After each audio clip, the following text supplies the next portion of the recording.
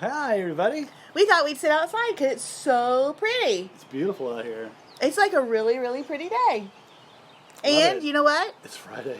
It's Friday. It's Friday. Happy Friday. Happy Friday. And we have a different angle, so I'm holding it down so you can see our faces.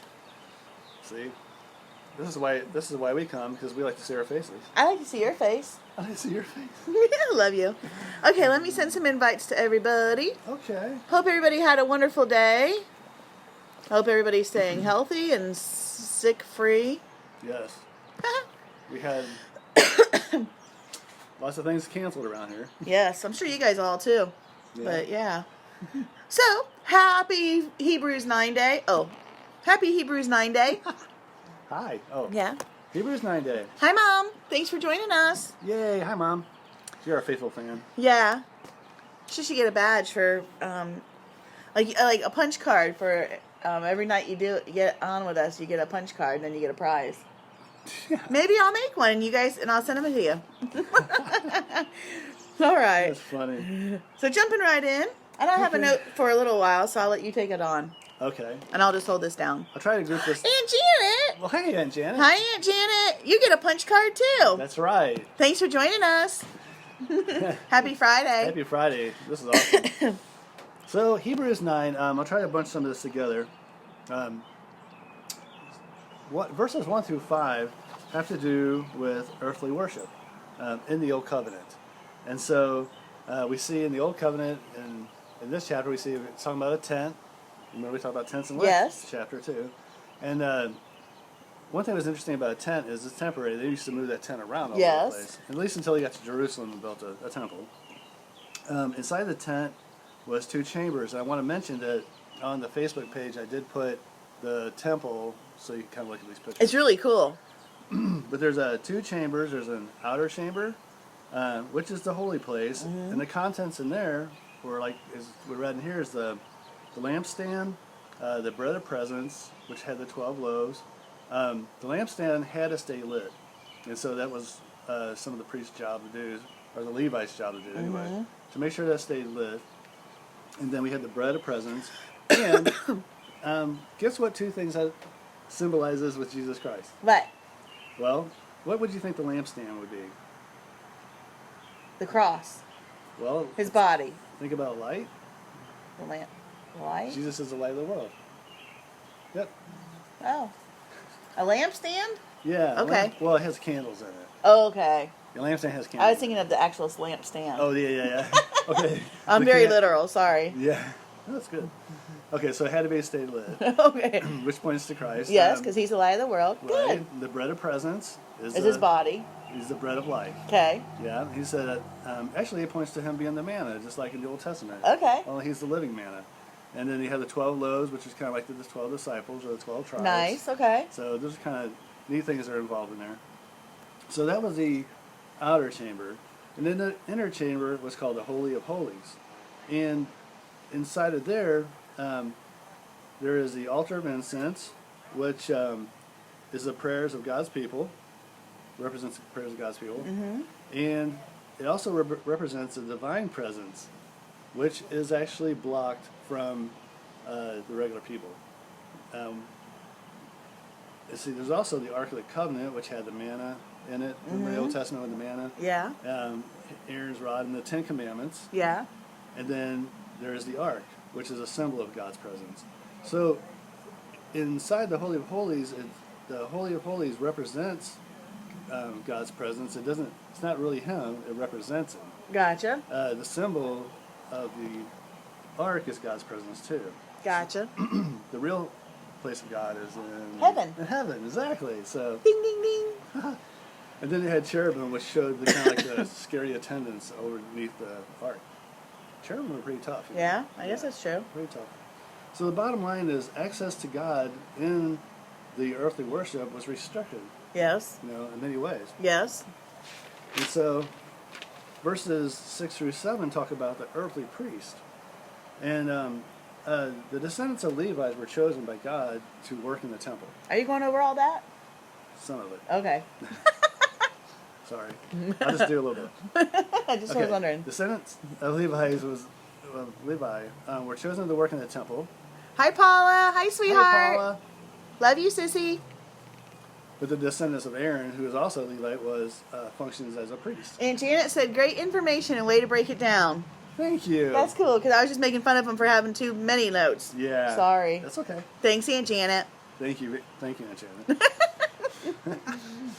But anyway, one thing I want you to notice inside the picture of the temple on the Facebook page is one piece of furniture is missing. A chair. A chair.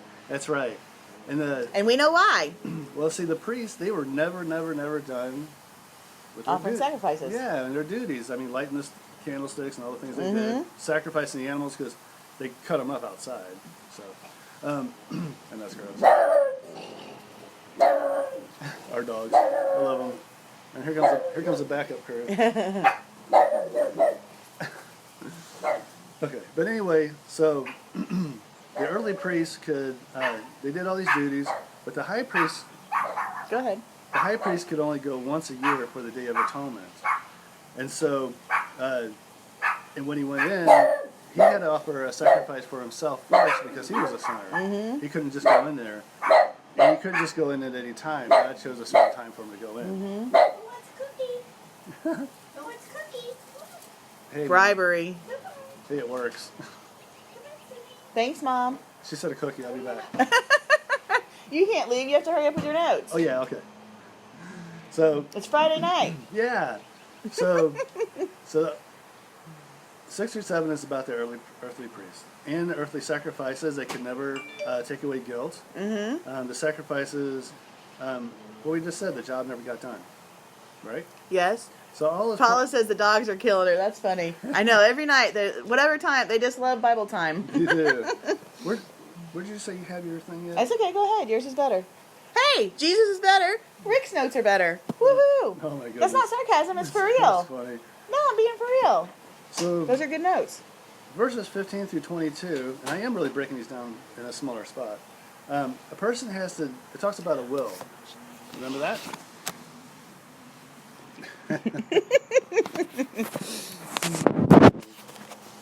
Okay. He actually has 2 pages of notes, so I'll make sure he stays closer to time. Okay. So a person has to die. It talks about a will doesn't go into effect until a person dies. Well, the new covenant didn't go into effect until Christ died. Right. And That's so interesting. What's interesting about that too is That is. once somebody dies and the will comes into effect, the other person inherits the benefits. Oh. So we inherit the benefits of Christ by him dying. That's pretty cool. Isn't that interesting? That's very, very cool. Let's see if I can get that. Nope. They decided to wrestle underneath my feet. That's funny. So, That's really cool, though. So, yeah. but this is really a The big. inheritance. It's a really big deal because this is what we're inheriting. We actually inherited because of Christ. Yes. The benefits of redemption. We're still listening. I was just going to show the doggies. Maybe. Go ahead. Okay. Verse 18 through 22 talks about the shedding of blood, and there's always talking about blood in the Bible. But the blood, without the shedding of blood, there's no forgiveness of sins. Right. So sin always equals death. All right, and all sin is punished by God. Jesus pays for all of them, or we pay. Gotcha. Right. So, what are you doing? I was going to get a picture of the dogs running while you're talking. Oh. So this is. But now they're not running. Here they go. Go ahead. No, go ahead. No, I'm listening to you.